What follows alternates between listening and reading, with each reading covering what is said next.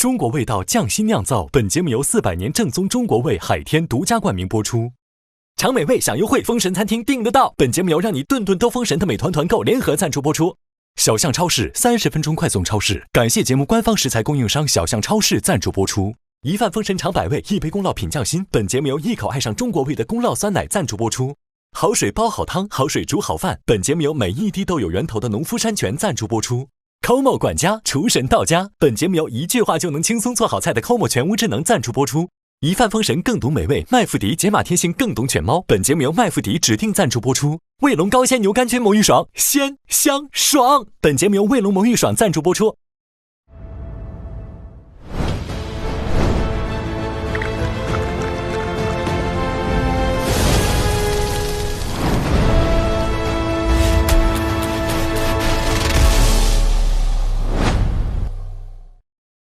中国味道匠心酿造，本节目由400年正宗中国味海天独家冠名播出。大厨席位争夺战现在开始，信心肯定有的，在生活中我就是大厨。我觉得这道菜像个国宴菜，我觉得也是一个挺好的想法，是特别好吃的这个。挑不出一道菜不好吃的，太难选了。晋升为大厨的选手是后厨熊猫。我的名字叫做欧浩然，我叫江婉玲。本局比赛是海天大小厨2对2对决战。First beginning, we don't have too much time to practice. I don't have confidence now. Not even too much time to communicate, and kind of the trust issues. 我们把青椒牛肉绝对拆解、绝对重构，甚至绝对风味，我觉得这个真的输不了。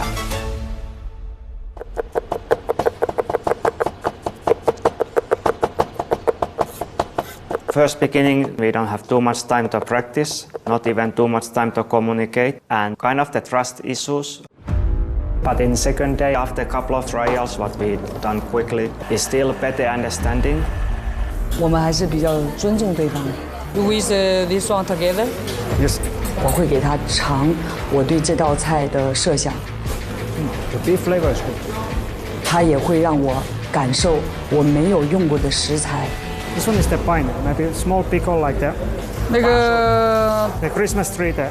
那个圣诞树上面那个 ，It's very sour. You pickle it?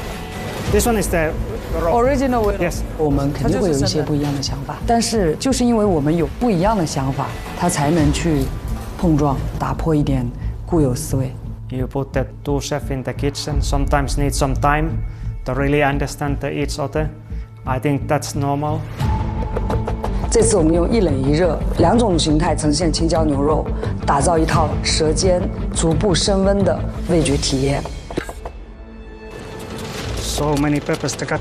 It's okay. We have time. Yeah, the main thing is pepper, so let's do it. 青椒才是主角，因为青椒的焦香味能够带出那个肉香感啊。文文那个做的细嘞，他把那辣椒膜好像都剔掉了。哦，你看他是吧？对，我们其实，在青椒上面花了很多功夫。我有去专门种辣椒的基地，它有嫩一点的，有辣一点的。这个是辣的，还有点甜，真的是甜的。那我带了些回去给 Eric 尝。This one is very. 这个是我那天去摘的，100多块钱1公斤。I try more more this one. This is a beef. It's very nice.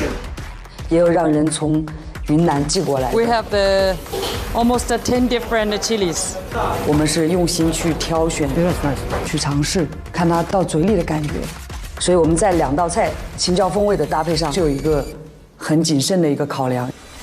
我负责的热菜选用5种不同配比的青椒，做出辣度更足的风味。那 Eric 负责的冷盘就不能太辣，他就搭配4种不同配比的青椒，着重凸显青椒香气。很多青椒都是早上现摘后配送过来的。说那个盆栽啊，文文他们桌上那个盆栽就是樟树港辣椒哦，著名的樟树港辣椒，拔出来直接用了。我自己比较好奇 Eric 怎么做。My cold dish is green pepper beef pancake. Really highlights the green pepper beef in the new way there. I decided for the whole dish, I would use 3 varieties of mild, highly aromatic green peppers as the base, paired with 1 moderately spicy green pepper to enrich the aroma layers. and blend these green peppers into juice. Then add a small amount of milk. Mix all the ingredients thoroughly. And then the finished pancake will have a much more prominent green pepper flavor. And then cut it into neat squares. So you already finished your... The pancake already done. I'll just get ready for cook the green sauce. Of course, the sauce is the soul of the dish. For a stronger green pepper flavor, I prepare 2 sauces. One is ground raw green peppers to maximize the natural aroma. The other uses stir-fried green peppers pressed into juice. That sauce, nothing too complicated, but I really pay attention for that to keep the green color.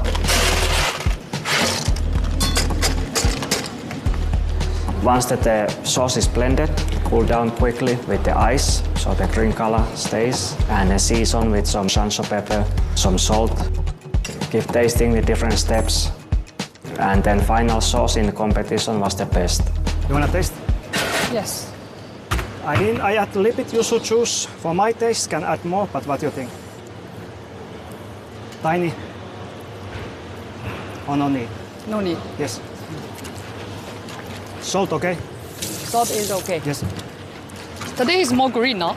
Yes. 这边的饼和酱汁已经做好了。你看看那边，实验眼镜都戴上了，感觉那边要爆炸呗。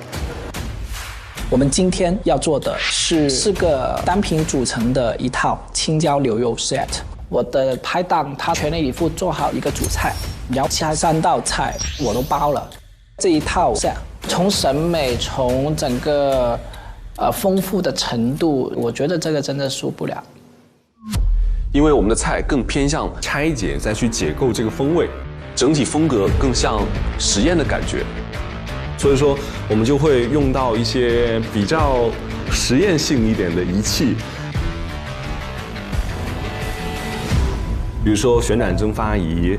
旋转蒸馏仪，它的原理是令到食材在真空里面低温沸腾萃取出来这个食材香气的蒸馏水。这个青椒蒸馏水在我们的第1道的饮品起了非常关键的作用，因为青椒萃取要很久嘛，那我就可以同时做青椒雪趴、青椒焯水断生、桃子切块去皮。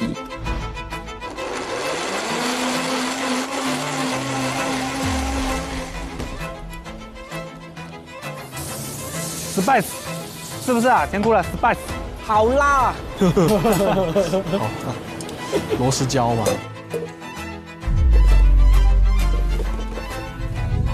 因为它冷冻起码要1个小时，所以在这个期间我再做一个青椒司康。西红柿，我会先做内馅，杏仁酱打顺滑之后，加上牛奶和牛肉松。它们搅拌均匀之后，就是一个咸辣的一个肉馅。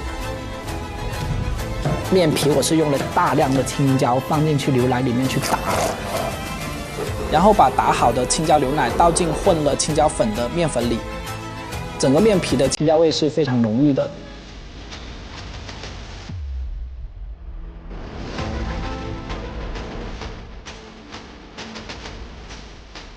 这个青椒司康，我是对着这个樟树港辣椒去1比1的列它出来，这个很有意思。然后我是想不到会用苏联的方式来呈现青椒牛肉。所以说，你除了艺术家，心灵手巧。牛啊牛啊，手搓青椒，还可以啊。我用了150度低温去烘烤了15分钟，让它更加的逼真，没有很上色，但是我保证它能熟。搞定了，兄弟。搞定了。主菜的话，我绝对放心交给我的拍档年少伟，他是一位现在做素菜很强的一位主厨，他也很会做肉。我是负责主菜的部分，它是一个青椒还有牛肉做成这样的一个烤串。牛肉部分呢，我们会选用山东的一个肉眼盖的一个和牛，它的油脂会非常丰富，然后牛肉的香味也会非常丰富。先会用中式挂浆的一个手法，将调好的一个蔬菜木瓜汁裹到了表面，它其实会有一个软化肉质的一个效果。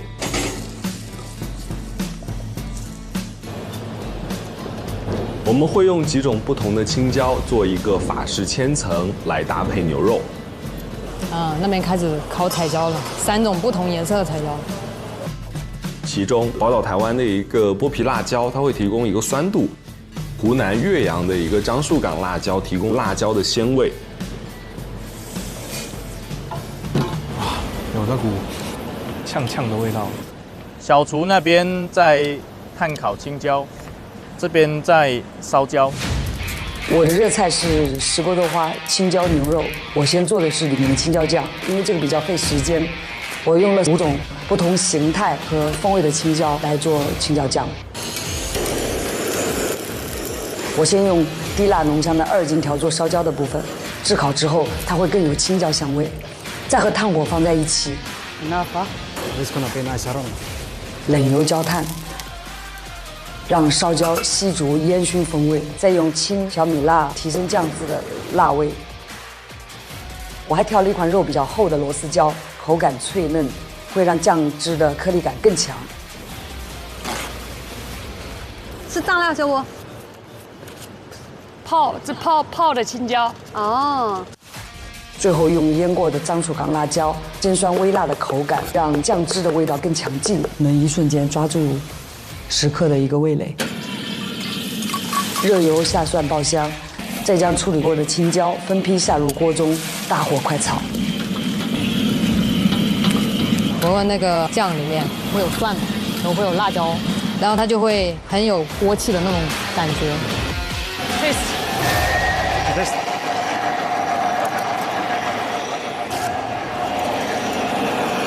I didn't put the Sichuan oil. Do we need to put the Sichuan oil? I think a little bit okay. Little bit. Okay. 其实这个辣椒牛肉有一个炒的，有一那个没有那个锅气，对，可能他们炭靠走没有那个默契。传统的青椒炒牛肉，一个非常核心的点就是中式铁锅爆炒的那个锅气。那我们作为一个拆解版，怎么去把它这个锅气去给它提炼出来，这就显得非常重要。其实腊肉是一个很好的选择，因为腊肉里面的烟熏味，它和锅气的感觉其实会非常相近的，所以就做了一款腊肉和牛油为基底的香料油。腊肉油结合炭香味来呈现传统锅气的一个感觉，然后里面呢也会有一些大葱，因为我觉得青椒炒肉里面它会有一些葱啊、蒜啊这种香辛料的一个香味。用这一个一个食材去给它叠成了一个千层，也会添加上牛肉培根和少许的一个豆豉，增加一点烟熏的一个香味。再用重物把它们压实，避免后面切的时候会散。那边的实验室彻底看不懂了。把刚才腌好的牛肉先炸一下，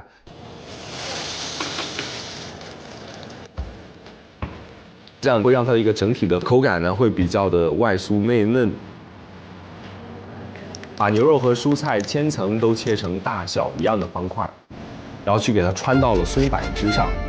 最后快出餐的时候呢，再去炭火上加热一下。西式的一个烤架，中式的一个灵魂，咬下去的每一口就会有青椒炒牛肉的一个烟火味的表达。接下来就是搭配青椒牛肉串的烧椒酱，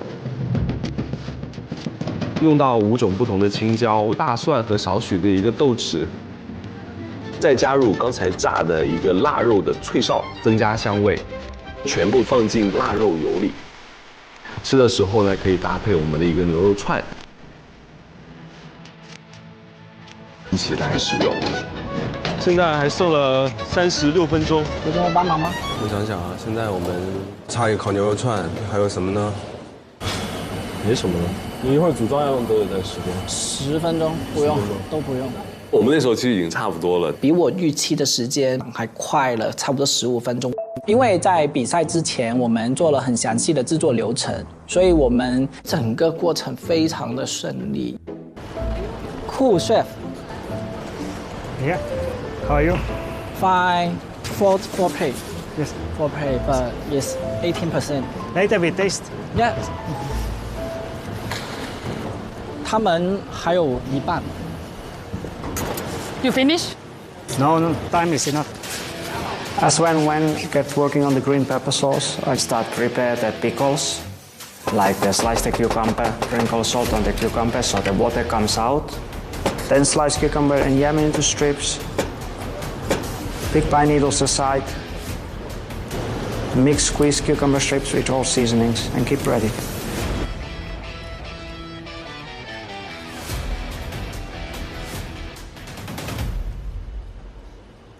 文文，做豆花。等一下，我们做豆腐的人一看就知道他是做豆花。在做完青椒酱的底酱之后，我就现做了个豆花。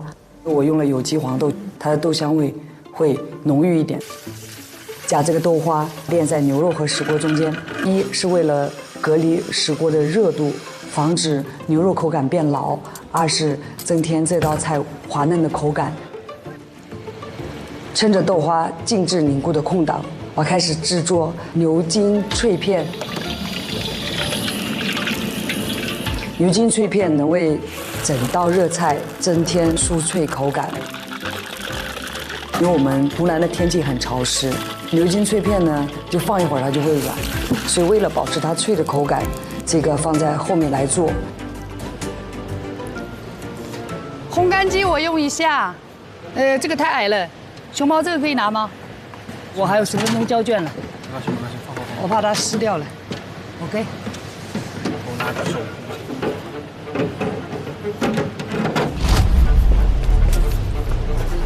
9 minutes. Yes. Right. You finish? I start plating now. Okay. I plate my side, the pancake part first. So spread on the pancake some pepper slice, the cucumber, the yam sticks. Then I prepare diced beef ham to boost the crunchy texture. And then the green sauce. And then cover it with the thinly sliced the beef ham. This is Chinese snow dragon wagyu selected by Wen Wen. Then the pickled cucumbers, then some the pickled pine shoots, and then finish with the zest of the yuzu. And it's the more on the refreshing side. Then you wrap it as yourself, as the guest.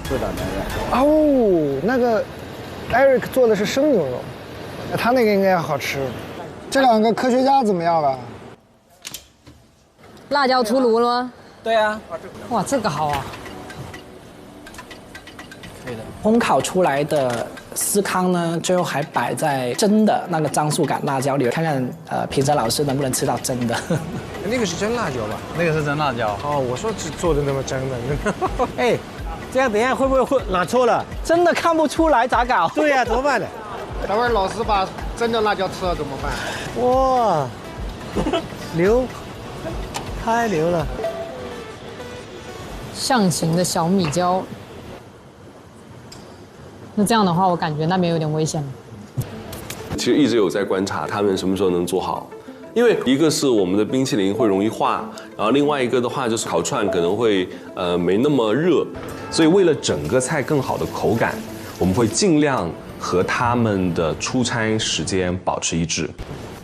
准备开始摆盘做东西吧。可以啊。在最后阶段，把刚才的牛肉串复烤一下。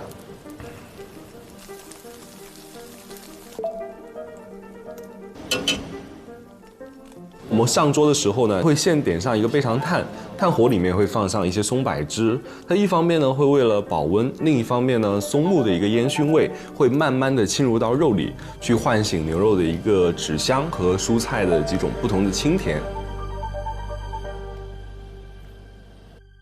看到对面 Eric 开始摆盘，我也开始水趴的摆盘。我是用脆烧牛肉粒、牛肉干搭配这个咸辣的青椒水蜜桃雪帕。饮品我们是用了萃取出来的青椒纯露，搭配之前炖煮的牛肉清汤，加上芹菜、香菜和姜渣的一个汁，然后还有柠檬汁去调和它的一个口味，使它更加清新。先放冰箱，他们还没出来，小心。文文这个还不出餐啊，文文。在摆盘前，我还要对青椒酱进行最后调制。调味、勾芡、收汁成品酱汁。文文这里还没见到牛肉，对，还没见到牛肉。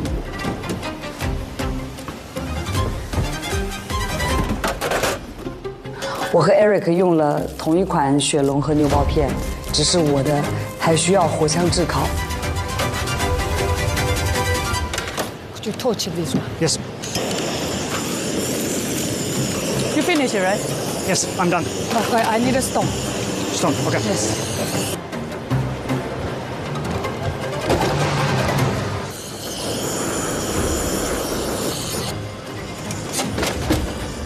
Stone done.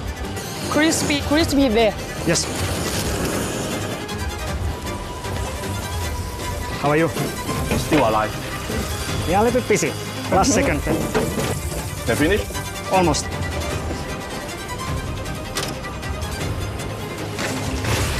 To move to the trolley.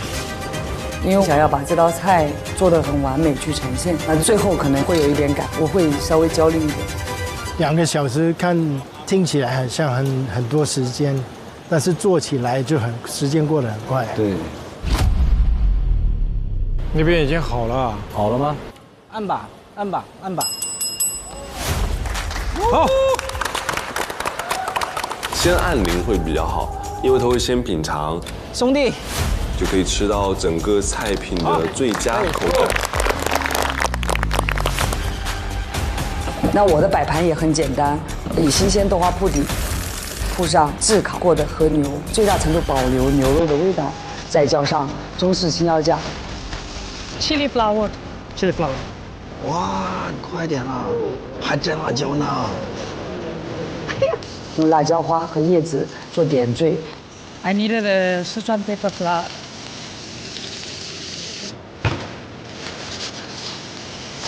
最后给牛筋脆片撒上调味料，就摆盘完成了。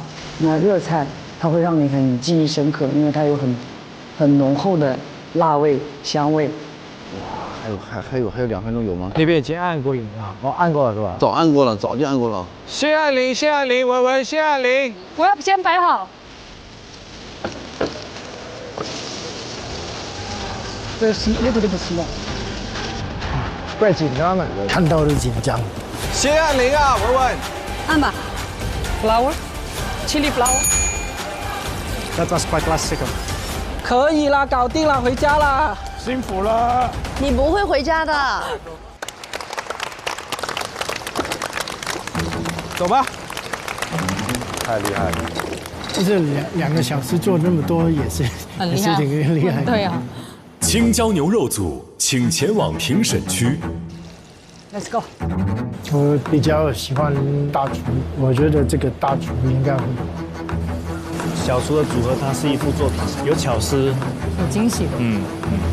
但是就是还4种东西太多了。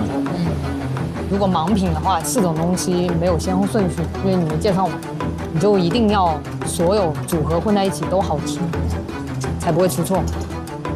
不然就你可能先吃了一个特别辣的，再吃牛肉已经没味道了。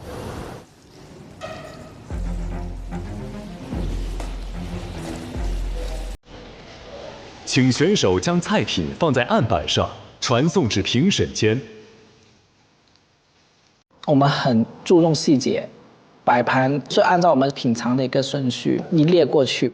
因为我们的套餐它其实会有一个口感的一个峰值的一个体验。最开始的时候是一个比较清爽的一个开始，然后后来慢慢有点意思，到最后主菜的时候就是到达一个峰值，最后一个甜品比较舒服的一个清爽的收尾。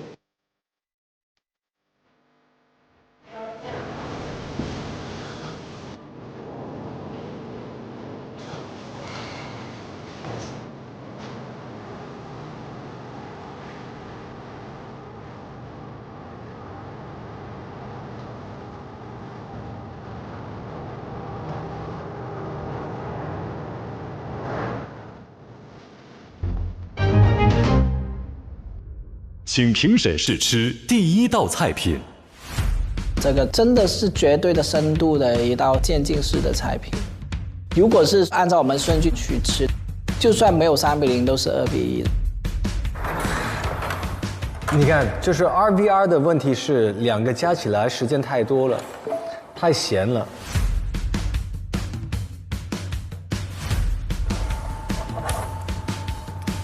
哇，这个是酱，哎，这样吗？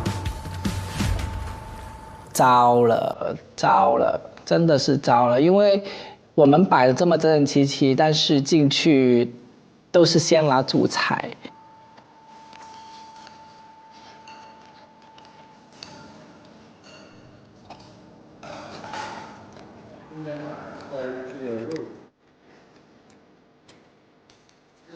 节奏打乱了，拿了主菜之后，是喝的，有人先品尝那个饮品，也有先吃冰淇淋的。然后最重要的是，差点没有发现司康。这个应该是吃的，这不是吃的，这是展示的吧？没烤哎。对，有一口。有烤过啊？不是，这个没烤过，这个不同的。哦，饼干，差点把它漏掉。虽然吃的顺序完全混淆了，但是我觉得问题不大的，因为每道东西都是没有问题。我们试过很多次，都完全是我们心目中预期以上的。请评审试吃第2道菜品。First, it feels like you have two really separate ideas. But if you eat in correct way, the colder one first and then the hot one, then the whole thing is just keep going up.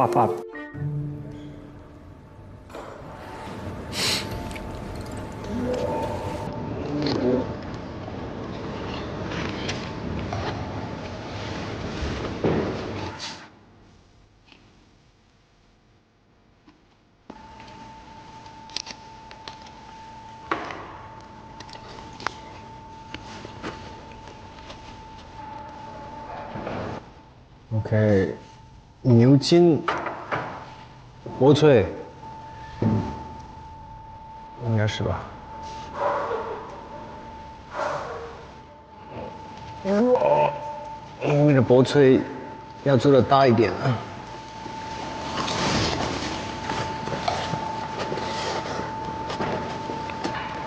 Still crispy。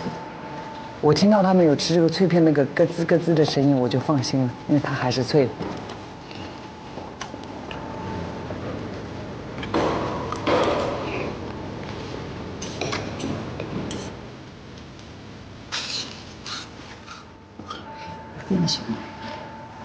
I think that's the perfect dish. Just how the face and how the understand the eating the dish, I still believe in that moment, okay, we are stronger. Okay. You guys get some comments and we don't get. Yeah, they didn't say any comments. 现在开始投票。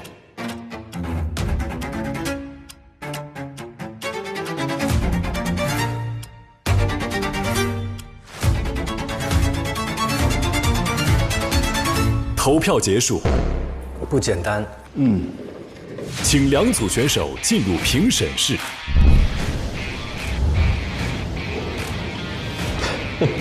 你们干什么 We all stay. We all stay. Peace and love. Peace and love. ？No way！ 我们都留下。现在宣布投票结果。现在宣布投票结果。2比1， 3比0。投票结果为2比1。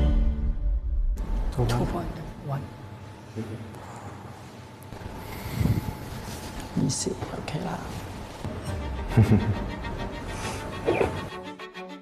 2对2大小厨对决的晋级者是大厨，因为我觉得它这个肯定是好吃的。应该是小厨的，我觉得甜哭了，他们真的是太有新意了。我对于他们组是寄予我最大的厚望的。他们想做的东西，可能他们把配方丢给我们别的厨师说不是小厨，甚至丢给大厨做，我们都做不出来。小猪队，跟布朗的慢，可以了嘛？说了呗。晋级者是，哇，紧张的我胃都要痛。我的天哪，好煎熬啊！大厨组张文文 Eric Rotti。OK, we got it。恭喜！晋级者是大厨组。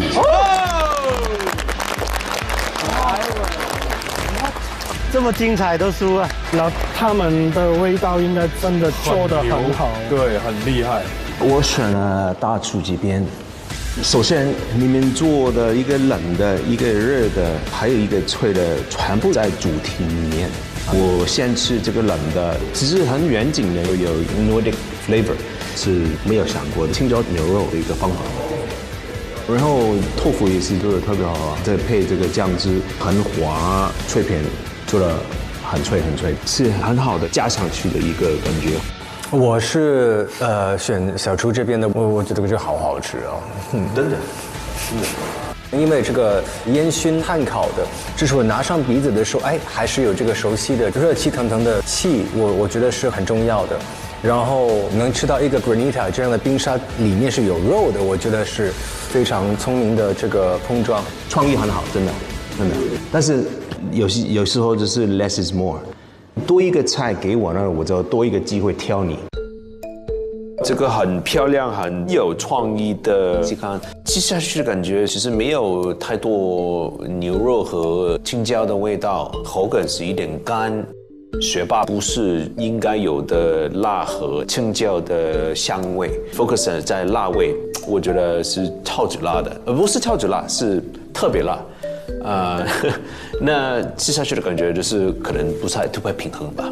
可能这道菜让你一个优秀的甜品师没有发挥自己的最好的状态，因为毕竟是限定是青椒牛肉。这个120分钟，你们真的是 having a lot of fun， 就是我感受到你们很开心的做菜，这个其实是最重要。Thank you， 谢谢老师们，谢谢，开心做菜。一个 happy chef。因为我们就必须要选一个嘛，但是只是两个都很好。再见，加油，替我们走下去。走的时候我们加个微信啊，加个微信。我会觉得失败吧，但是也是开心的，因为我是2季来就是真的正儿八经的一位甜点师，参与其中，其实我已经是很幸运。再见了，年少有为。拜拜了，我不哭了。我不甜哭了。再见了，年少有为。文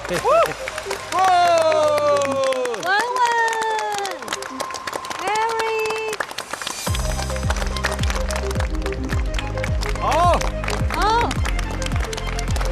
好 ，Very good luck。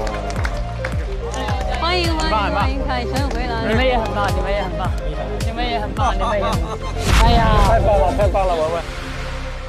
现在，宫保鸡丁准备开始。2下，好，开始了。OK。当时选择菜的时候，其实我是最不同意的鸡。那鸡呢是我们这海边人最不擅长的。宫保鸡丁。我没有吃过宫保鸡丁，真的我没有，从头到尾我没有吃过宫保鸡丁。而且我们的对手是，中国的最顶级的那个川菜师傅，他的宫保鸡丁是传统级别的最高级别。你叫我要超越邓师傅，可能菜还没端出来，我们就可以下台啦。但是呢，做什么事心里什么都重要。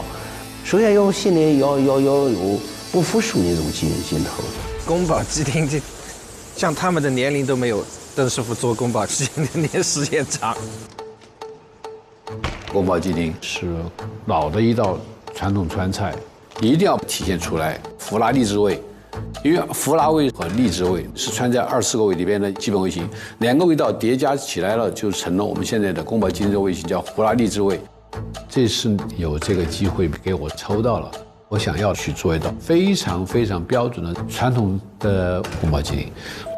哎，你好，黄师傅。哎，丁老师好，丁老师好。哎，就这几天，我想了一下，因为现在在外面的餐厅好像点传统的宫保鸡丁都不是很高。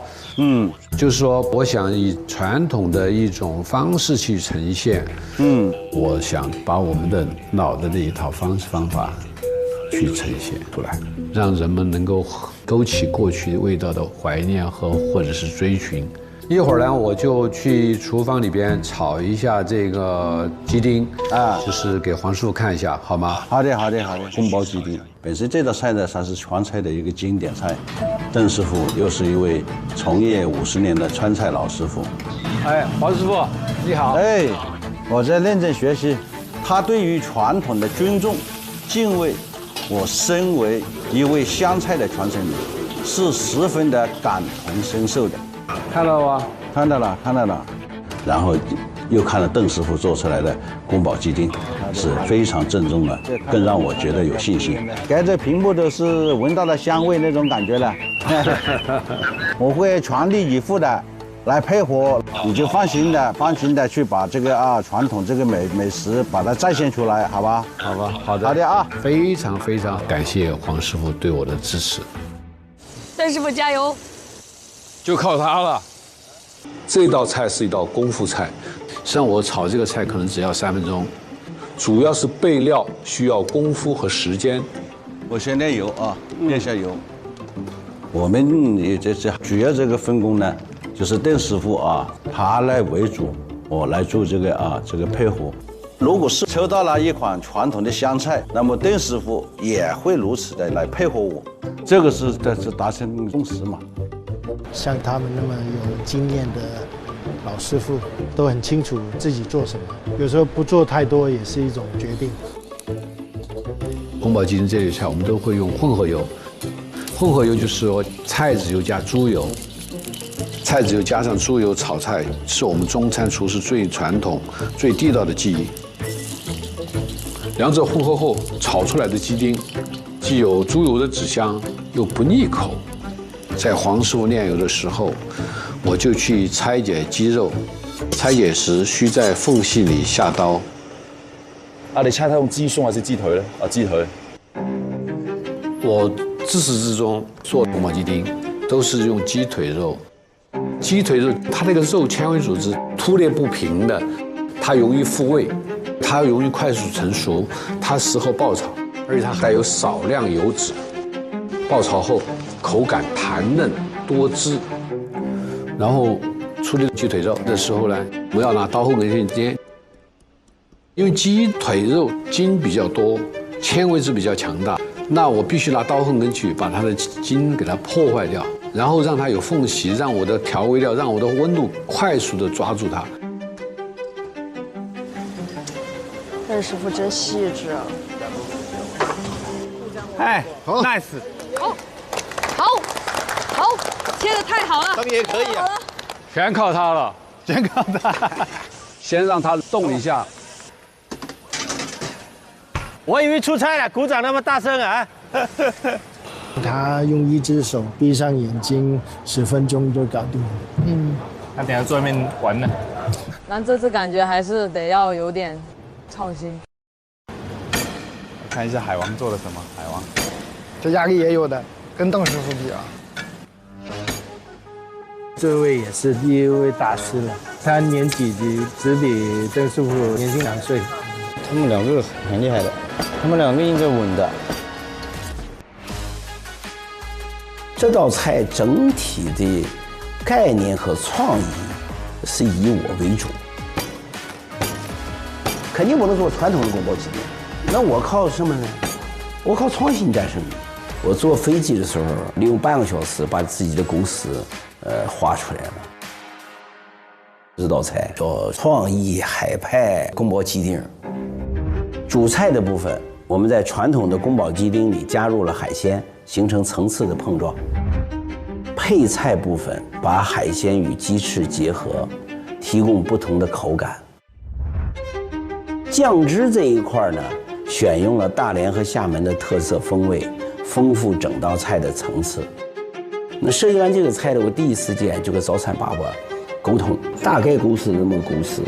我们俩都是靠海边的，一个厦门，一个大连。如果从海鲜的角度来出发的话，我们是肯定优势非常明显。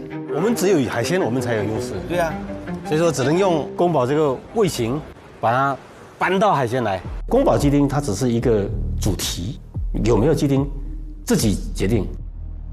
早餐爸爸跟我说啊，他就不想用鸡丁。我说你必须得练。如果裁判员说没有鸡丁，咱为这个事儿掉分，我觉得划不来。这个是他跟我的出发点不一样的地方。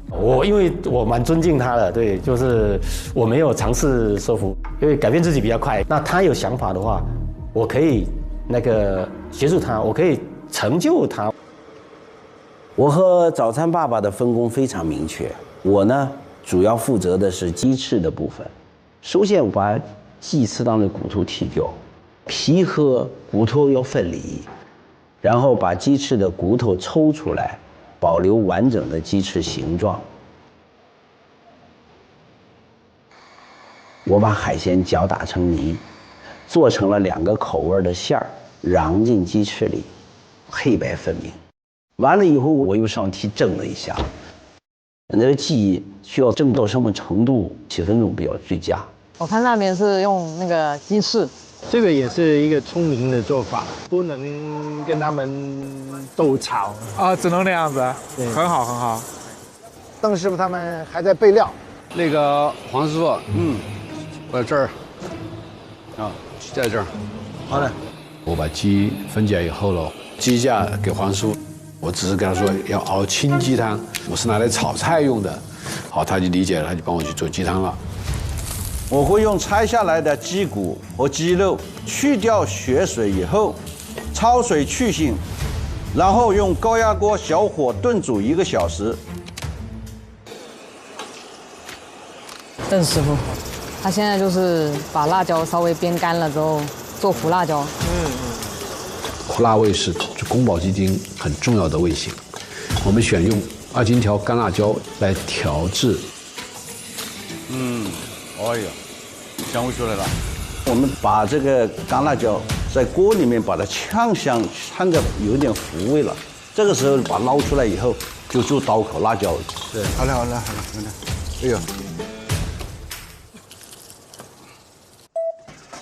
鸡肉经过冷藏就好处理了。其实，在平时鸡腿处理成丁，我是不会用切的。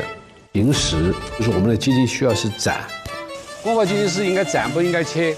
他为什么说用斩的呢？切的有什么不一样？切的刀口没有斩的那么整齐。对，而且最好的就是说使用木砧板斩，因为鸡腿肉它是带皮的，很难切的。木砧板它是有韧性的，它能够吃刀了。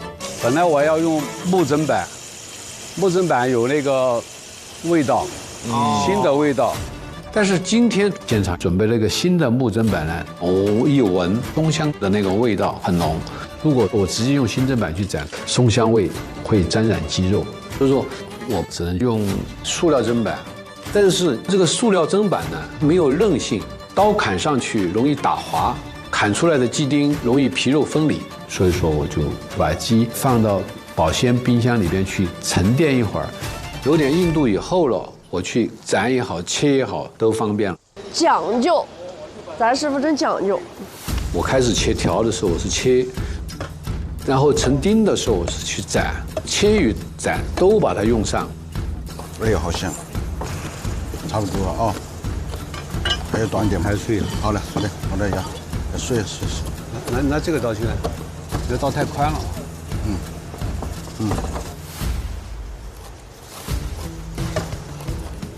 好了，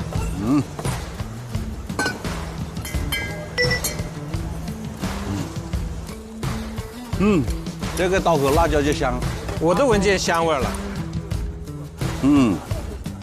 对啊，又脆，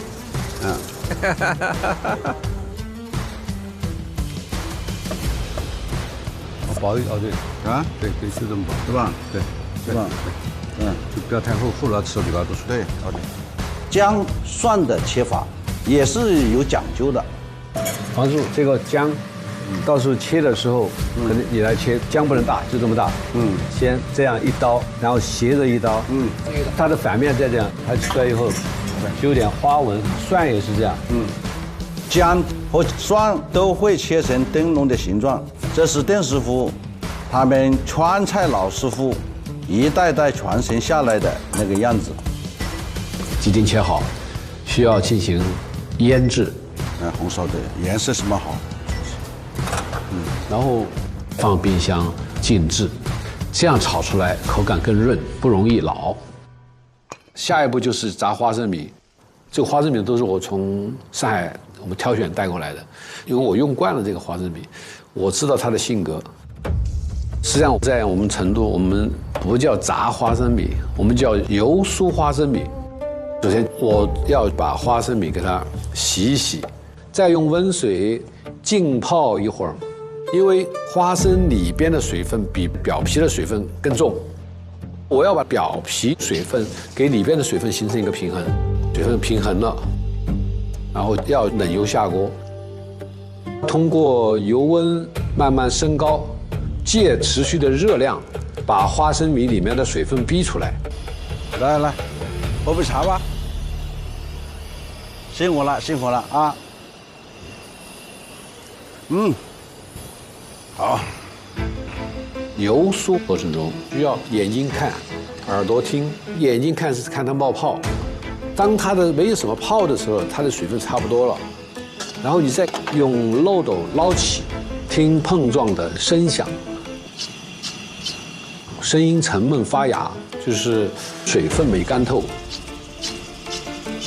水分逼到位，撞击声就会变得清脆透亮。就是说，这花生炸得到位。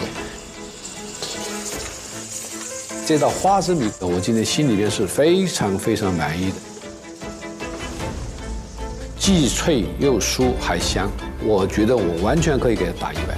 这花生又酥又脆，这个刚刚好。这花生也好，对吧？他搁那纯手搓啊。慢点扒那个邓师傅，嘎嘣脆。给我甩一颗上来，我吃一颗，丢一颗上来，真的丢。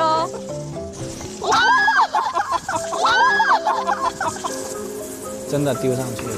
我接了4颗，我真棒。你真棒。来，哇，好好吃，好好吃，哎，炸真好，太棒了，又酥又脆。表演结果。哦，鸡汤来，哇，这个汤的，你看这个汤好，不要油，不要油，好，我不要油，好。鸡汤出锅，给它过滤，得出一碗既没有油渣也没有杂质的清鸡汤。哇，没一点油。接着我就调一份宫保鸡丁的核心底汁，就是荔枝味的底子，勾成碗圈，最后以清鸡汤代替清水来增添鲜味。你尝一下，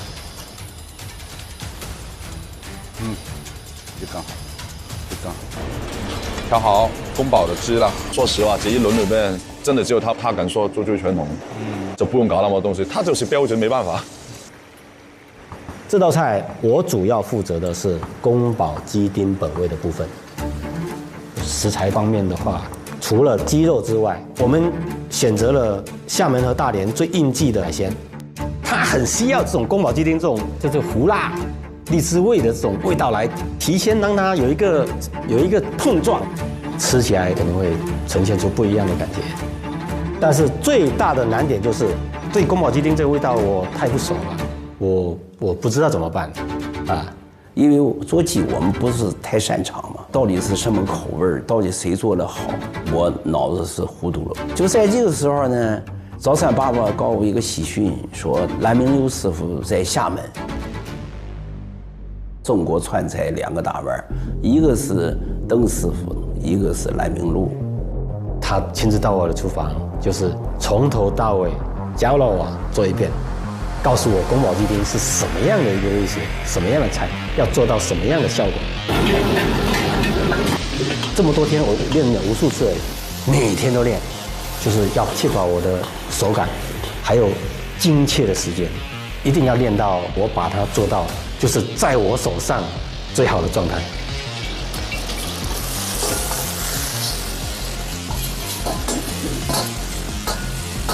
宫保的话，我们有3种材料：宫保鸡丁、宫保虾仁、宫保海参。但这3种食材的话，是质地、火候怎么要求都不一样的，所以我会分3次炒。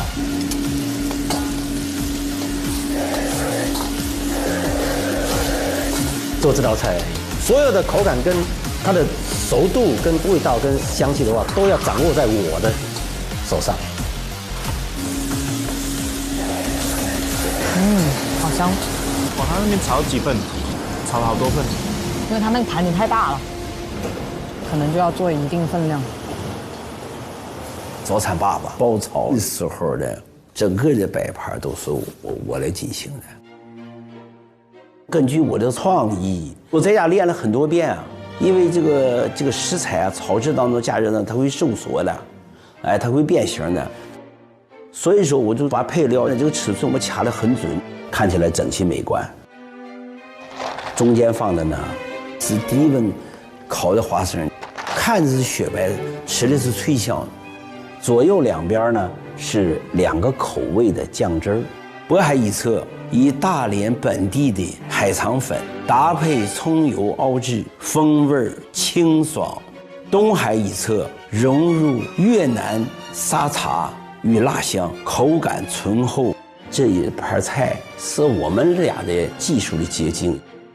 海王有一手，传承中又在做创新，真的是特别厉害。鸡翅蒸好之后又炸了一下，再浇上宫保鸡丁这个汁儿，放在盘子两侧，最后加入宫保本味的主菜，在传承经典的基础上创新表达。大连海王，哎，海王已经在摆盘了。好，因为我要赶在他们装盘了。对，一切准备就绪后，就剩最后爆炒了。像邓师傅要拉筋骨，准备了。我们都在等你炒，我们必须要看你这个锅气。Everybody is here like for a lesson. It's like the reference version of Kung Pao chicken. Yeah, of course. 我还早嘞，其实。先不急，不急。好，好，那我自锅。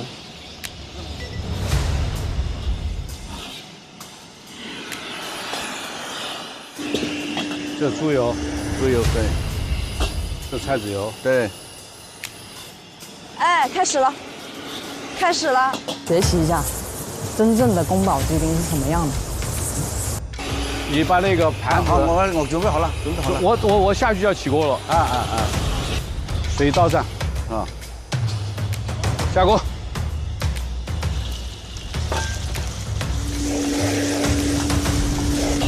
它是一锅成菜。哎，太快了，根本看不过来啊！今天做这道菜最大的亮点，我觉得我还原了宫保鸡丁应有的味型的特点，它的福来丽之味都有了。放哪里？放哪里来？好。还有一点，还原了我们川菜的小煎小炒、急火短炒、一锅成菜的这种独立于其他菜系的一种烹制方法。哇哇哇！好哇哦！好好哇！所以姜还是老的辣。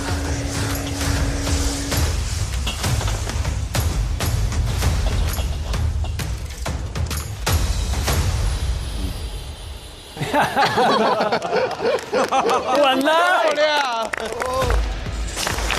打铃啊！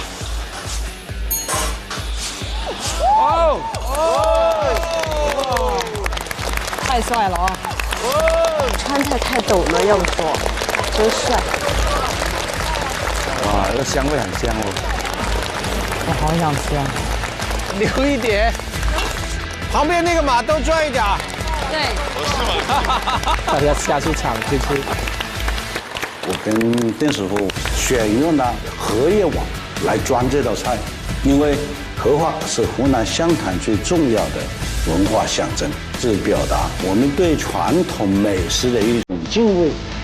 啊，他在炸油条呀！那个早餐霸王在炸油条，宫保鸡丁有人炸油条，也有可能啊，这种做法。爷爷宫保鸡丁那个油条什么概念啊？宫保鸡丁对我来讲是口味偏重一点的，我觉得它应该是要用那个碳水来结合。那油条吃起来也很好吃啦，酥酥脆脆的，还有可以缓解宫保鸡丁的重口味和盐腻。这道菜也是完成度很高啊！我对这道菜特别有信心，早餐爸爸也特别有信心。我是用尽全力了，用尽所有心思了，我不后悔，输赢我都不后悔。阿玲，你看，好，必胜。这是，这什么脸都不笑。好，走了，可以了。看馋了吗？今天吃点好的吧！上大众点评 APP 搜“一饭封神”，好吃的都在必吃榜。2026大众点评必吃榜已正式发榜，覆盖全球264城，好吃就对了。请宫保鸡丁组的选手进入评审间。他们抬着走啊，再投黄金上去就吓人。大家都做得很好，真的，如果做评委，我是觉得很难。这一回是一个终极版的正宗，对一个终极版的创新，那你怎么选呢？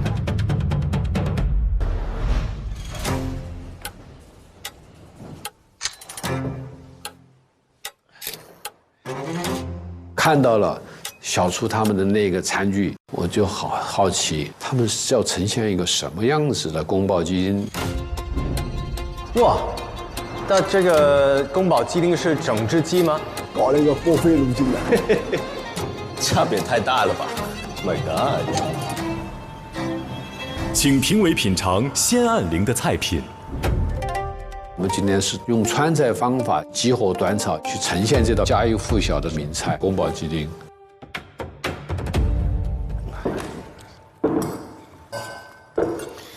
颜色不对呀。它的时间一久就不对。宫保鸡丁出来之后，一定是要第一时间递给你，这口是绝对是过瘾的。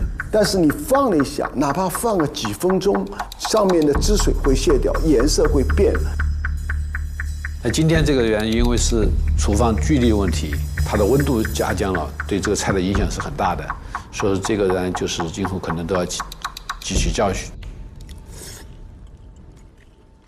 你吃一口，里面应该有的调味刚刚好。我就猜这个应该是一个功力很强的厨师。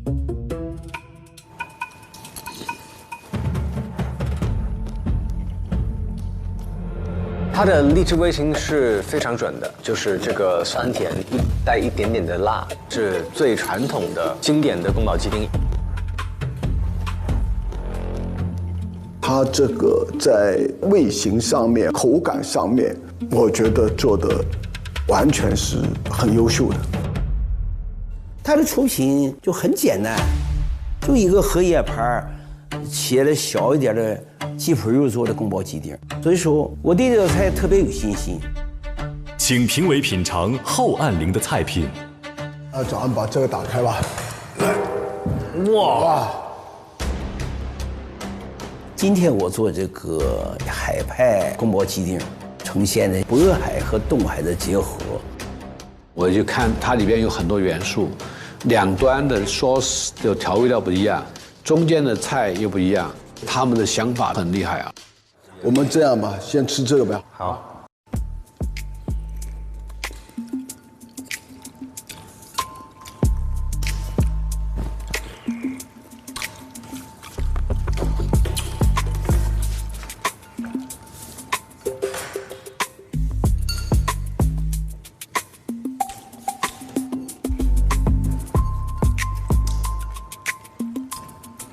海苔粉呢，就是一个调鲜的味道，一点点有绿茶的感觉，跟海鲜特别配的。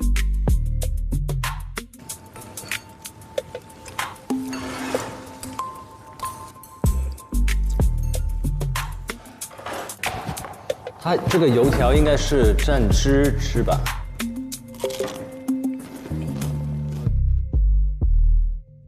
现在开始投票。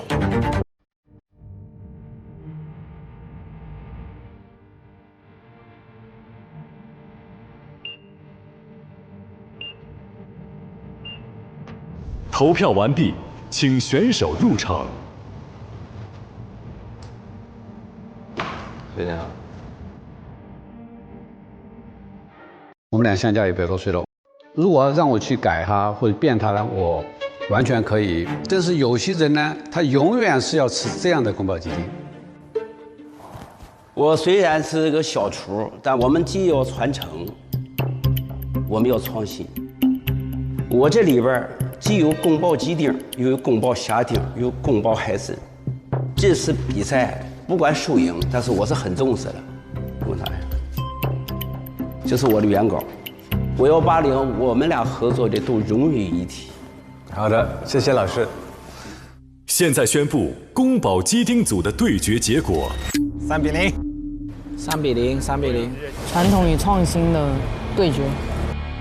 投票结果是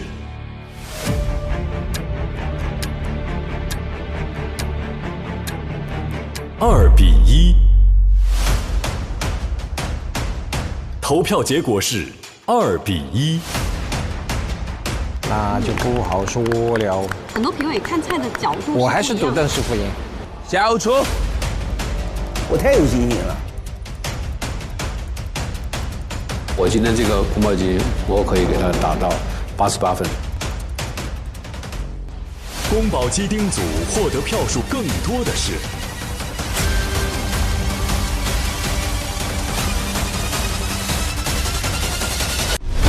我站在这里干的就是你们。来呀，你过来呀！我其实是很有信心去战胜他们的。那这种没炸透，够了够了，小的不好吃。不会，小的你炸不起来，重新炸一个。講，但好似要鹹啲咯。開不了，我不要，開不了啊。其實我內心是有點害怕跟他組隊。他把一道家常菜做成了不尋常。我特別喜歡這個，真的太強了。這個不是我習慣的。每個人理解不一樣。獲得票數更多的是。我的天哪！有看頭，拍了2个那么厉害的。別哭。素不相识的一群人，因为这个节目聚到了一起，你会发现大家很真诚、很美好。我会觉得很不舍得他们。2对2被淘汰的选手们，你们将面对的是。哇，情况不简单。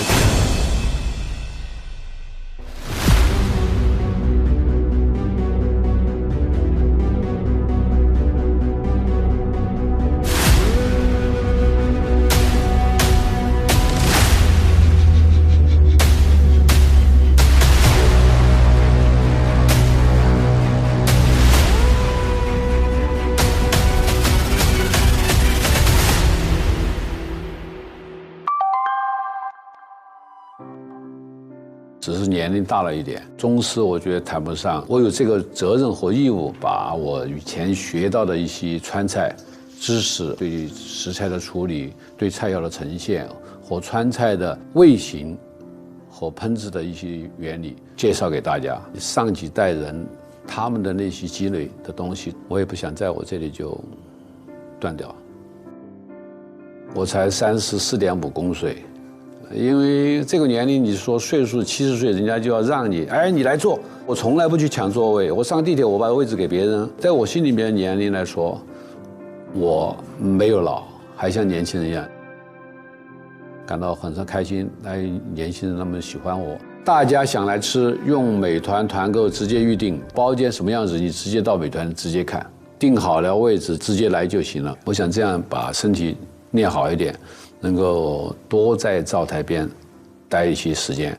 每周3、周4来腾讯视频看《一饭封神》第2季，12点 SVIP 更新 ，VIP 次日12点抢先看1周。每周52点 SVIP 惊喜加更，看更多正片未播精彩内容。每周62点 SVIP 更新会员专享衍生一饭小馆，畅聊正片幕后。每周日精彩衍生一饭家常菜，看大厨教你做家常菜，更有各种精彩花絮不定期放送，不定期惊喜直播等你解锁。中国味道匠心酿造，本节目由400年正宗中国味海天独家冠名播出。尝美味享优惠，封神餐厅订得到。本节目由让你顿顿都封神的美团团购联合赞助播出。小象超市30分钟快送超市，感谢节目官方食材供应商小象超市赞助播出。一饭封神尝百味，一杯宫酪品匠心。本节目由一口爱上中国味的宫酪酸奶赞助播出。好水煲好汤，好水煮好饭。本节目由每一滴都有源头的农夫山泉赞助播出。Como 管家厨神到家，本节目由一句话就能轻松做好菜的 Como 全屋智能赞助播出。一饭封神更懂美味，麦麸迪解码天性更懂犬猫。本节目由麦麸迪指定赞助播出。卫龙高鲜牛肝菌魔芋爽，鲜香爽。本节目由卫龙魔芋爽赞助播出。来一瓶万益兰小蓝瓶益生菌，吃喝封神好搭子。本节目由万益兰 Wonder Lab 指定赞助播出。一饭封神正版授权小游戏，加入一饭封神小厨神，秀人间烟火气。一饭封神2联合微博发起一饭封神菜品上新活动，上微博搜索一饭封神，进入话题页参与活动，推荐你最喜爱的菜品，将有机会解锁超多精彩福利。快来为心仪大厨的招牌美味进行强势推荐。我认为能够体现一切中国特点的饭菜都是宝藏。中国太大了，地理环境、民族、气候有太多的不同，造成了千差万别。努力的品尝到更多的味道，这就是一个打开中国食物宝藏的一个过程。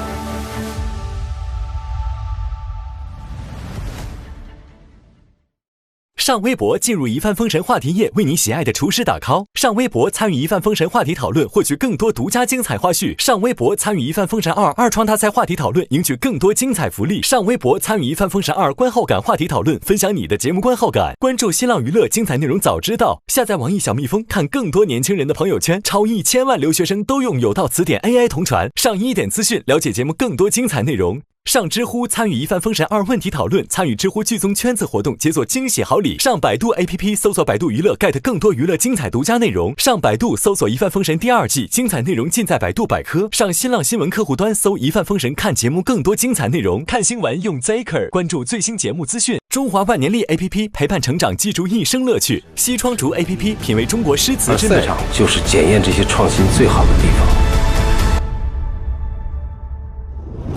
一饭封神，它更像赛会制的比赛。哇，这是什么？这是要干什么？一个厨师在这个场地里，他都容不得半点差错。忘了酱需要一个 OK 泵。喂，着火了！一点点失误，可能你就往前走不了了。不好意思，你的结果是出局。这个结果反而是我不能承受的结果。上微博参与一饭封神话题讨论，分享你的节目观后感。更多节目精彩资讯尽在新浪娱乐、微博综艺、新浪综艺独家社交媒体平台微博，首席合作媒体新浪娱乐、微博娱乐、微博综艺、新浪综艺。你的结果是录取。非常好。